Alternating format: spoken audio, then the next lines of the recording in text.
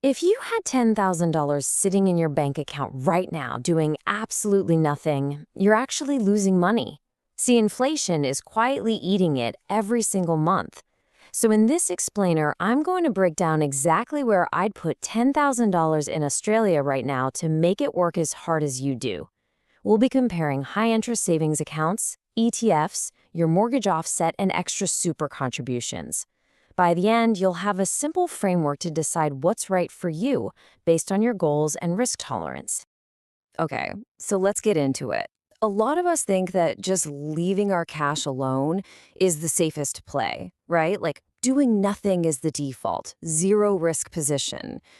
But in finance, choosing to do nothing, well, that is still a deliberate decision. And honestly, it's a choice that actually costs you. Most people leave money in a regular transaction account, earning basically 0%. And what that means is you are quietly bleeding purchasing power every single month. If you leave that 10 grand in an everyday account for a year, sure, the number on your app will still say 10,000. But the actual amount of groceries, petrol, or rent it can buy, it's shrunk. In this explainer, we'll cover 6 things. 1. Why saving isn't enough. 2. High-interest savings accounts. 3. Investing in diversified ETFs. 4. The mortgage offset advantage. 5. Boosting your superannuation. And 6. Your personal decision framework. Let's jump right in. Section 1. Why saving isn't enough. Inflation acts like a thief in the night, constantly eroding the value of your cash over time. So this isn't about being reckless with your money or throwing it at wild bets. It's about actively protecting it. It's about making your money work exactly as hard as you did to earn it in the first place. All right, Section 2, high-interest savings accounts. So what is this in plain English? A high ESA gives you a much better interest rate than your everyday account, though you'll definitely need to check live rates since banks change these all the time. The pros? It's the absolute safest option.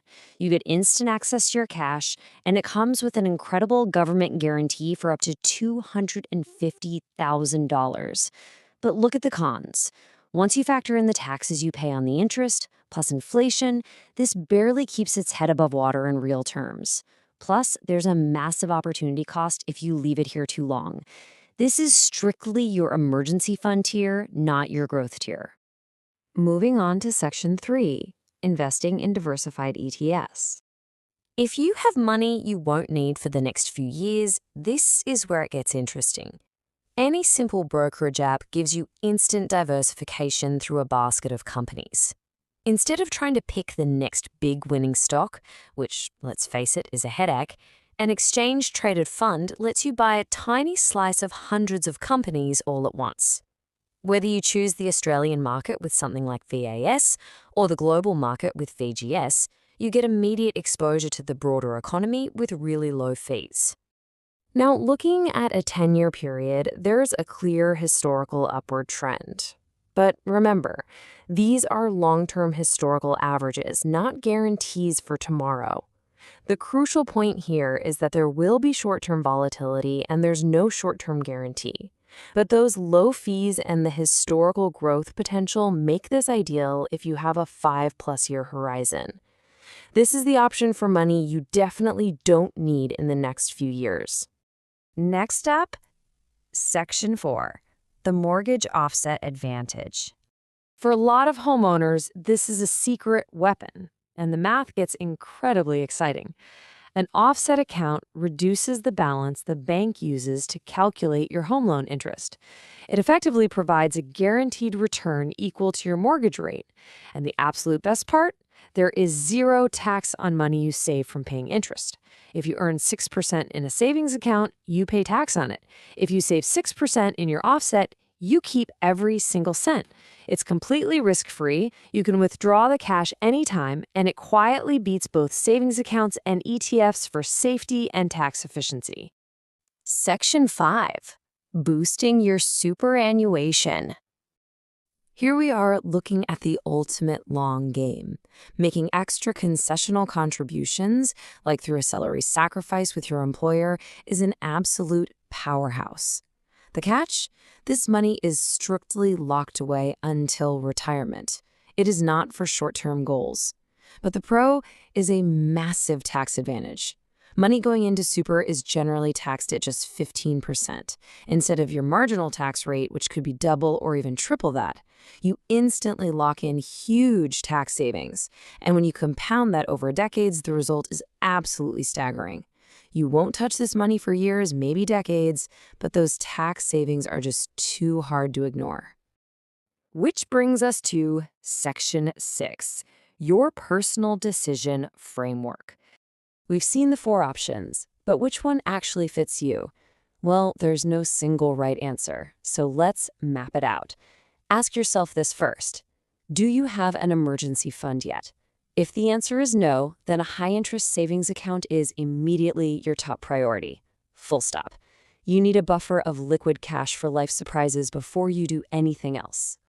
Okay, but what if your emergency fund is completely sorted? Next question. Do you have a mortgage? Because if you have a home loan, that offset account is incredibly likely to be your best and safest option. A guaranteed tax-free return with zero risk is basically impossible to beat in any financial market.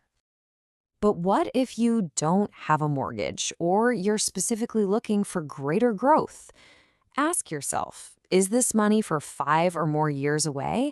If yes, then diversified ETFs are your next path. This is how you truly outpace inflation and build real passive wealth over the medium to long term. Finally, if your bases are loaded, meaning your emergency fund is there, your medium-term goals are set, and your primary goal right now is minimizing tax while compounding wealth for the long game, extra super contributions are the ultimate choice.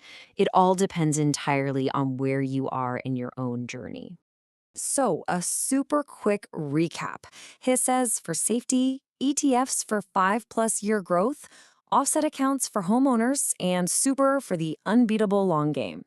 Before we wrap up, a quick reminder that I am not a financial advisor.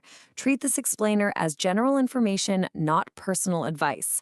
Always consider your own situation or talk to a licensed professional before making financial moves. Because there is no single right answer for everyone, I want to know, which of these paths fits your journey today? Which one would you pick for your 10 grand? Or which one are you already doing? Drop a comment below. But remember, protecting your first $10,000 is really just the beginning. The real question is, once that compounding snowball starts rolling, what strategies will you need when that 10,000 turns into 100,000? We'll leave that thought for next time. Don't forget to subscribe, and I'll catch you in the next explainer.